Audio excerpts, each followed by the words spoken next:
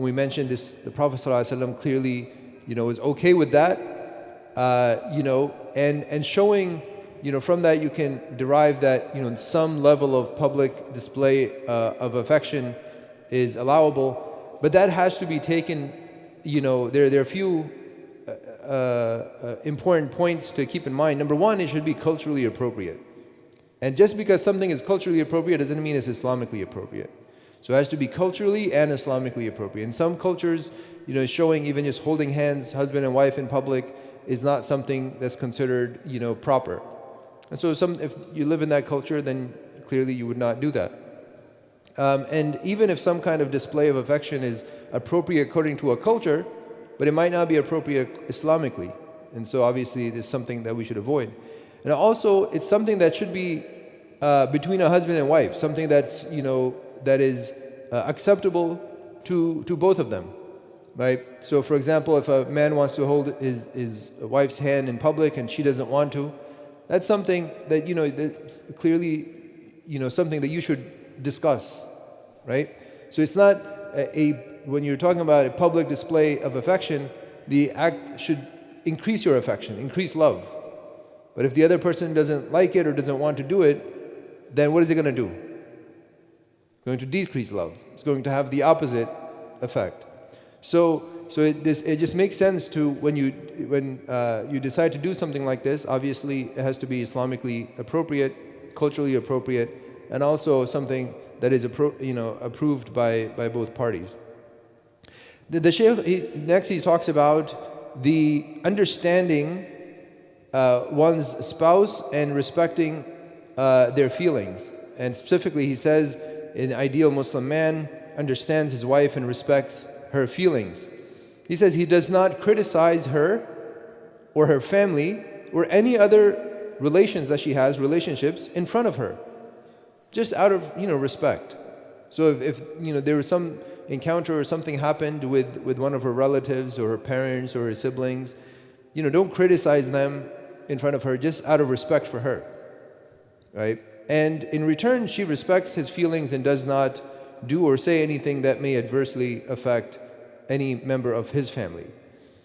And the next point is very, very important, especially in Islam. He does not disclose any secret that she tells him, and vice versa, right? He does not disclose any secret that she entrusts him with, or spread any story that she has told him in confidence.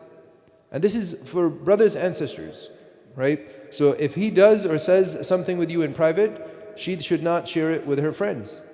And vice versa. If you do or something with her or say something, she says something to you, and that's something that should be kept secret. And this is a huge,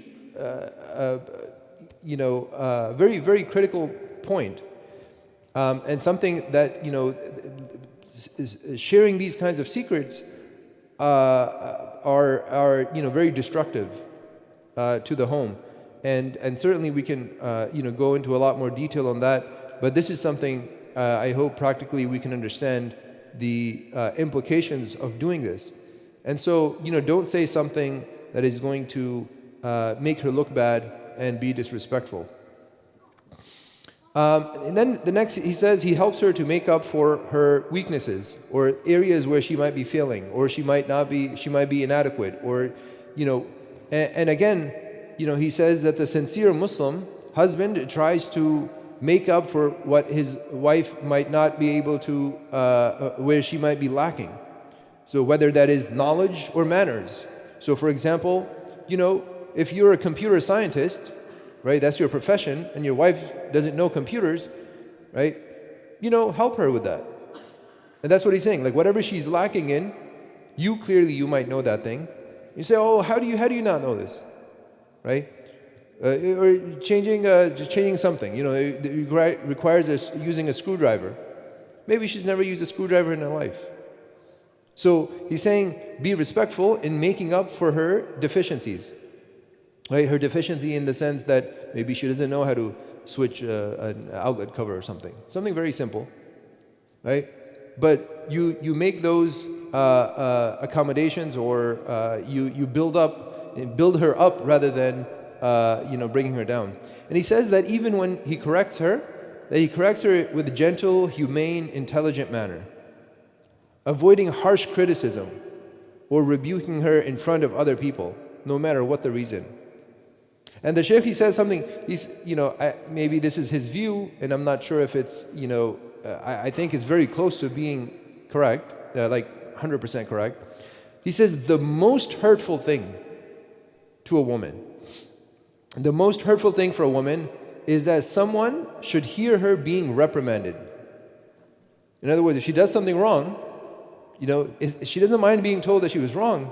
It's just how you do it. And the most hurtful thing, he says, the Shaykh says, is that you do it in front of other people. And this is, usually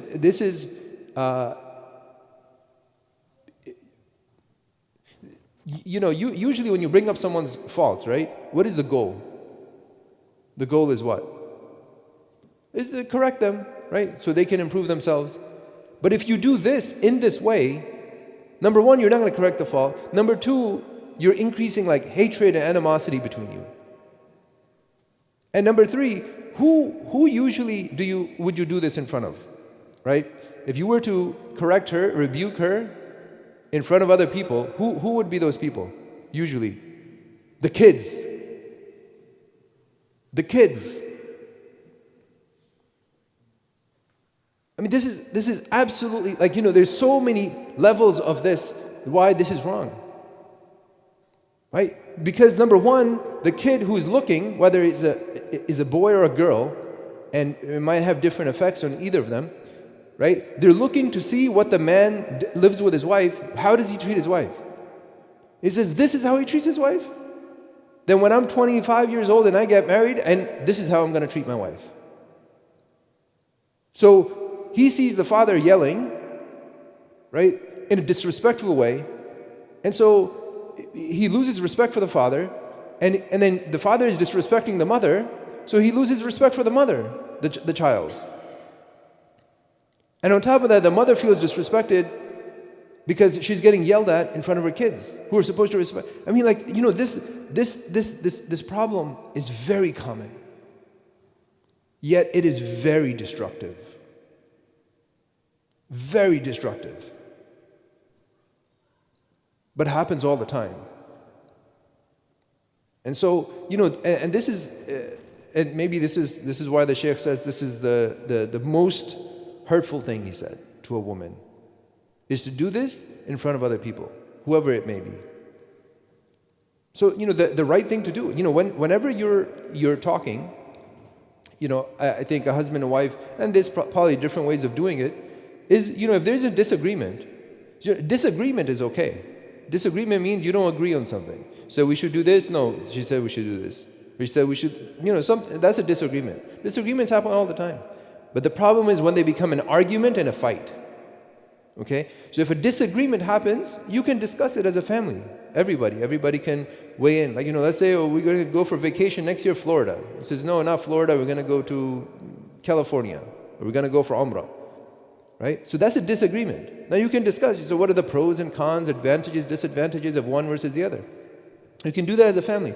But if it becomes an argument, that's where you have to pause. You have to say, time out. We're going to discuss this, mom and dad, we're going to discuss this later.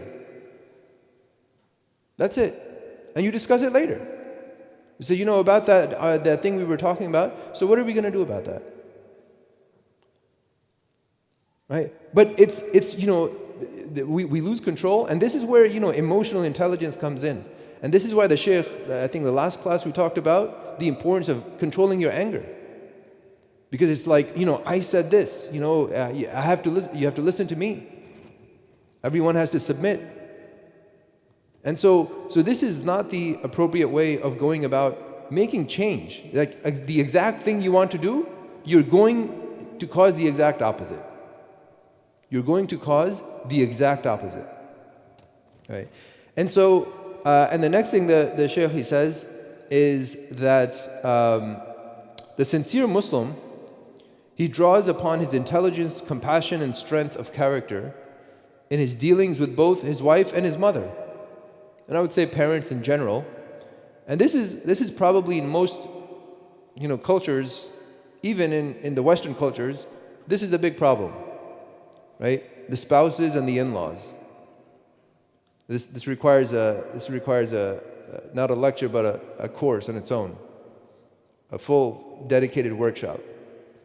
This is something that it requires a level of intellectual, emotional intelligence, not intellectual, emotional intelligence, where dealing with things. And this is Allah subhanahu wa ta'ala, He made the system. And He says, very clearly in one of the verses of the Quran, He says, stand up for justice, even if it be against yourselves and your parents. Right? You have to stand up for justice. You can't do dhulm to one person to favor the other person. What are you teaching your children? Think about, let's say you do this, right? You favor, let's say, your parents over your wife, and you're oppressing let's say you're not treating her properly. What are you teaching your daughter about how she's going to live in the future?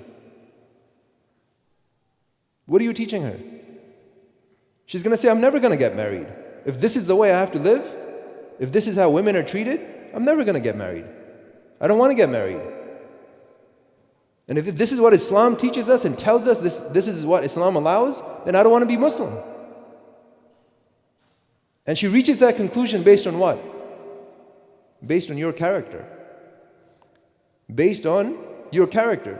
Not based on the fact maybe she doesn't know the arguments of the atheists, she doesn't know our aqidah, she doesn't know the theological arguments. No, she doesn't want to believe in Allah, she doesn't want to believe in God, she doesn't want to believe in religion. Why? Because of the way you acted. This is why your akhlaq is so important. And so, this is a balance that we need to strike in all our dealings. And the same goes for our dealing with our children. Sometimes you favor one child over another. That's inappropriate. Haram is what it is. Right? So treating, you want to give them the fair treatment, equitable treatment, right? Because you might buy one child a gift, but they're older, so their gift might be more money. It might be $50. The second child, you give them a gift, it might be $30 just because they're smaller, right? So that's equitable. That's okay.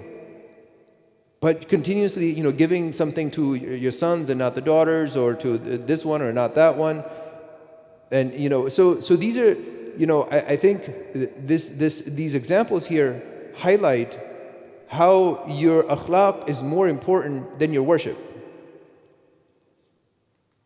Your akhlaq is more important than your worship. And do you guys know of any, we'll close with this, can you think of any story, any hadith, any proof for that? That your akhlaq is more important than your worship?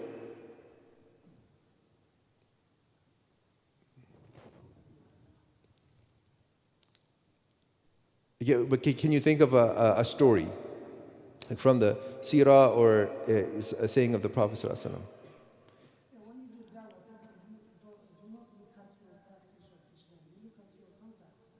Yeah, absolutely, right? So good point. Brother, I mentioned this point before. There was a Muslim brother. He said, he was doing some work for me, and I asked him. I said, you must do work for all the Muslims in the community. He says, no. He said, I haven't had a Muslim client in 2 years. I said, why not? Because we have so many Muslims here, so many people, and I'm sure they would benefit from your work. He says, no. He says, the last time I dealt with a Muslim, I swore I'm never going to deal with a Muslim again. And that Muslim, he doesn't know his worship, right? He doesn't know how much he worships or how little he worships, right? It's his character. And the story that comes to mind, this is the one that I was thinking about, is when the Prophet ﷺ was asked about a woman who she just prays enough, like she does her 5 daily prayers, right? And she doesn't do any extra fasting, or she fasts Ramadan but no extra worship. Right? You wouldn't consider this, you wouldn't call this person a worshiper, right? Because they just do the bare minimum, right? And then the companions asked her, this kind of person, she treats her neighbors respectfully.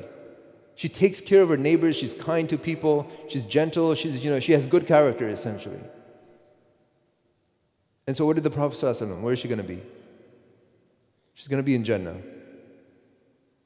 Right? And then, we know the story of somebody, and then they asked somebody who's fasting all the time. Right? Continuous, fasting, charity, sadaqah, this, everything you can imagine. Praying at night time, staying up 3-4 hours praying at night, but she's disrespectful to her neighbors. Right? You guys know that hadith. Right? And so what's her fate? She will be in the hellfire. See, and this is why when we started this book, the first thing he says, your worship, the first thing, the entire deen is khuluq, is your akhlaq. And part of that is worship, which is your khuluq with Allah subhanahu wa ta'ala. So it's impossible that you have this great khuluq here, you pray in the front row, but then you go outside and you sell liquor at your alcohol, at your liquor store. And then you go home and you deal with people unjustly. And so, this, I think we have one more section left in this particular chapter, but this, really highlights the way that we live our lives every day. And I hope that, when you take these sessions and you leave here, it starts to, have some impact on your life and the way that you deal with people. May Allah subhanahu wa ta'ala give us tawfiq and accept all the good that we do and forgive our shortcomings. Jazakumullahu khairan wa assalamu alaikum wa rahmatullahi wa barakatuh.